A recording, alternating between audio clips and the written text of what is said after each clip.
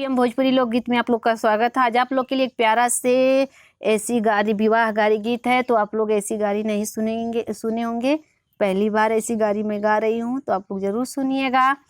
के कहरा के होला जड़ैया हो, के कहरा के बोखार, के कहरा के होला जड़ैया हो, के कहरा के बोखार, के कहरा के होला रत दी हो, बिना सूझे न रात, के कहरा के होला रत उदी हो, बिना सूझे न रात।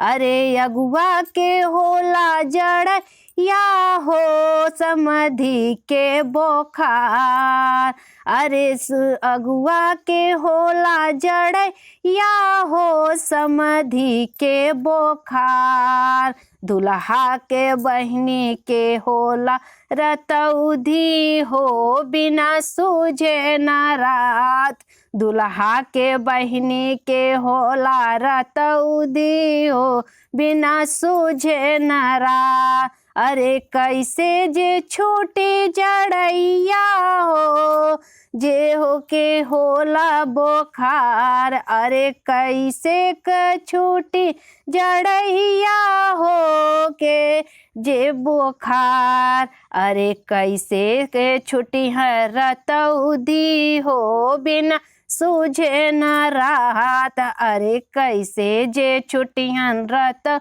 दी हो, बिना सूझे न रात। अरे झाड़ू से छोटे जड़िया हो, बढ़नी से बोखार, अरे झाड़ू से छोटी जड़िया हो, बढ़नी से बोखार, अरे चप्पल से छूटी रतौधी हो, बिना सूझे न रात, अरे चप्पल से छूटी रतौधी हो, बिना सूझे न रात।